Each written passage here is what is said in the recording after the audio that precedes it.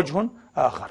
وجه آخر أيها الإخوة، كما طرح الله تبارك وتعالى الأمراض. لماذا لا تروعون الأمراض؟ مثلا البعوضة، أنا أضرب بها المثال دائما، والله لا يستحي أن يضرب مثلا ما بعوضة فما فوقها في الصغر أو أكبر منها. الآية تحتمل المعنيين. هذه البعوضة الحقيرة أيها الإخوة، قلت لكم أكثر من مرة، قتلت عبر التاريخ أكثر مما قتلت كل الحروب والجزارون والديكتاتوريون. البعوضة تقتل يوميا، اليوم تقتل يوميا 8000 طفل كل صباح في جنوب الصحراء الكبرى بأمراضها. هذه البعوضة كل يوم مجزرة، كل يوم مجزرة 8000. 8000 لا أحد يشعر بهم، لا أحد يسخط على البعوضة ولا حتى على الله خالق البعوض. انتبهوا، هنا مسألة نفسية سنختم بها اليوم. القدرة الإلهية طرحت الأمراض أيها الإخوة، طرحت الأمراض، طرحت الموت، طرحت العجز والضعف والشيخوخة، طرحت فقد أعز من نحب من آبائنا وأولادنا وأصدقاء وخلاننا يموتون. لكن لا نسخط كثيرا إلى هذه الدرجة. ما الذي يحدث؟ وأحيانا ينجح الإنسان في تجاوز هذه التحديات باستجابة سليمة، يتجاوزها ويفلح وتحسن الحياة وتجمل. لكن بماذا؟ بفعل إيجابي يشكل استجابة للتحدي الرباني. الله يريد هذا. يبدو أن فلسفته في الابتلاء والخلق أيها الإخوة، ونبلوكم بالشر والخير فتنة. تريد هذا، تريد هذه الاستجابة، وخلقنا لهذا وأعطانا القدرة على المعرفة لهذا، من أجل أن تستثمر في الاستجابة للتحدي الإلهي.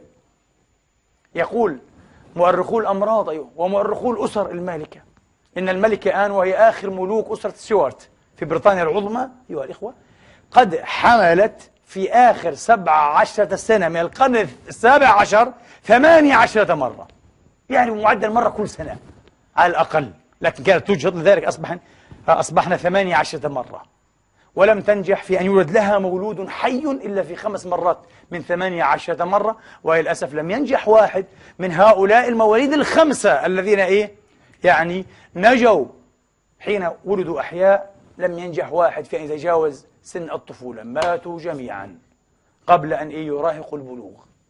يقول علماء القرن 21 اليوم لم يثبت أن هناك أي خلل وراثي في الملكة آن أو في أسرتها، لم تكن تعاني من خلل وراثي أيها الإخوة. أما طبعا ما توفر لها من الضمانات والكفالات والرعاية الصحية والطبية، بلا شك أعظم ما يمكن أن يوفره المال، مال ملكة، وإن كان ذلك طبعا حصل قبل أن تتوج ملكة حتى نكون أمناء مع التاريخ، لكن هذا ما حصل. ما الذي حدث؟ يقول المؤرخون أيضا أنفسهم، مؤرخو الأمراض والطب، يقولون في عصر القنص والجمع، الهانتينج والكاثرينج، القنص الصيد يعني، والكاثرينج اللي هو جمع الجذور والثمار، ما قبل العصر الزراعي كان متوسط عمر الإنسان لا يتعدى ما بين 20 إلى 30 سنة. العجيب أن الحال ظل كذلك إلى نهاية العصور الرومانية والعصور الوسطى. متوسط عمر الإنسان في غرب أوروبا، انتبهوا، في العالم الإسلامي في العصور الوسطى لدينا مئات بل آلاف العلماء المحدثين، 80 سنة 85 سنة 90 سنة. عجيب، هنا من 20 إلى 30 متوسط، هذا أفريج ما في، من 20 إلى 30. لم تحدث النقلة الهائلة إلا عام 1780، ارتفع أيها الإخوة إلى 40 سنة، 1915 50 سنة، 1930 60 سنة، 1955 70، والآن ينازل 80. بماذا؟ لأول مرة عبر آلاف السنين، بفضل الله طبعا، ثم بفضل نظرية الجراثيم والرعاية الصحية والطبية والتكنولوجيا الطبية استجاب الإنسان للتحدي. هل تسمعون اليوم بالطاعون؟ للأسف سمعنا به في ليبيا قبل أشهر، ينفجر حيث أشياء معينة. في هامبورغ 1905، هامبورغ في ألمانيا، هنا ألمانيا، كان الناس يشيعون كل صباح 1000 إنسان، كل صباح 1000 إنسان. 1905 على مدى العام 1000 إنسان كل صباح، بفعل ماذا؟ الكوليرا التي تنفجر حيث القذارة ومجافاة النظافة. كوليرا الآن كلها لا يكاد أحد يسمع بها. الطاعون في 3 سنوات أيها الإخوة من القرن الرابع عشر حصد ثلث سكان أوروبا. في 3 سنوات، 3 سنوات فقط ثلث سكان أوروبا قضوا بفعل الطاعون، البليغ. أين البليغ اليوم؟ أين الطاعون؟ في كتب التاريخ، تاريخ الطب والأدواء، انتهى كل شيء بفضل الاستجابة الإنسانية. حتى هذا البعوض المرعب دراكولا الأكبر، دراكولا الأعظم، هذا البعوض، العلماء لن يتركوه وحده، ولا تزال الأبحاث الآن من أكثر من 15 سنة تتواصل لتعديله جينيا وراثيا بحيث يكف شره عن ابن آدم، يكف شره عنه. كيف سيكف شره عنه؟ باللعب.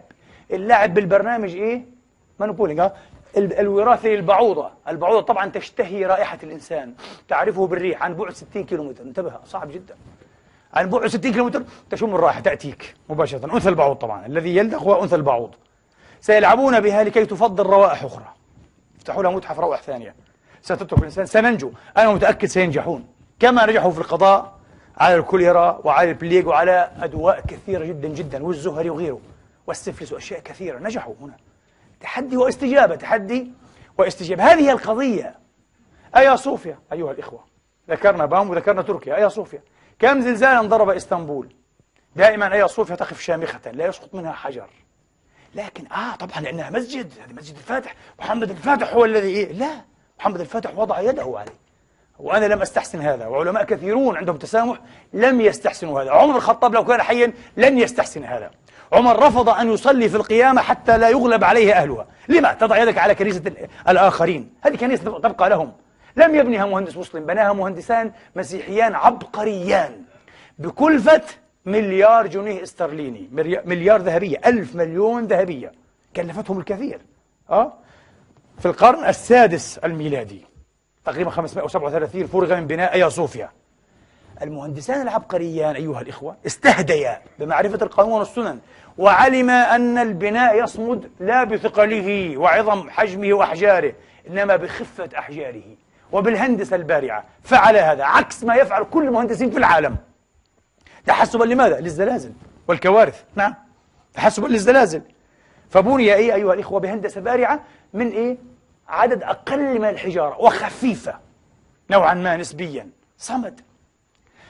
1992 في جامعة برينستون المهندس التركي الشهير أحمد جقمق أيها الإخوة غذى الكمبيوتر بكل المعلومات اللازمة المتعلقة بآيا صوفيا، وهي الآن المسجد الكنيسة، أو الكنيسة المسجد. كنيسة صمدت، مسجدا صمدت، لا لأنها كنيسة ولا لأنها مسجد، لمعرفة السبب. تحدي واستجابة. مهندس، براعة هندسية، انتبهوا، لا لهيك ولا لهيك، لا كاثوليك لا بروتستانت، لا سني لا شيعي. نفهم، نحترم القوانين حتى نفلح أيها الإخوة في تطويق الدمار والكوارث المعنوي والمادي منها. فغذى الكمبيوتر بكل المعلومات أيها الإخوة، وقام بتجربة محاكاة، سيموليشن، محاكاة لزلزال بدرجة 6.5 ريختر على آيا صوفيا، فصمدت الكنيسة، أو صمد المسجد آيا صوفيا، صمد. يبدو أنه فعلا يدين لهذه الهندسة البارعة لمهندسين مسيحيين عبقريين. هما ليس عبقريين لأنهما مسيحيان، هما عبقريين لأنهما عبقريان، بس انتهى. في مهندس مسيحي من أغبى ما يكون، ومهندس مسلم من أغبى ما يكون، ومهندس مسلم عبقري، مهندس بوذي عبقري، مهندس صهيوني عبقري، ما لهاش علاقة. انتبه، لا نخلط هذا بهذا. هذا ما يتورط فيه كما قلت لكم رجال الدين، خليهم سنة ملاعين، لا شيعة روافض، مش عارف، كلام فارغ كله هذا. غدا ستضرب، وبالأمس القريب ضربت. ما هذا؟ ليس كذا. لا تتكلم باسم الله. من قال لك هذا؟ الله لم يقل هذا. أوحي إليك أن هذا عذاب استئصال، أن هذا عذاب عقوبة. من أدراك؟ ما أدراك. أخيرا وقد بدأ يدركنا الوقت، سأختم أيها الإخوة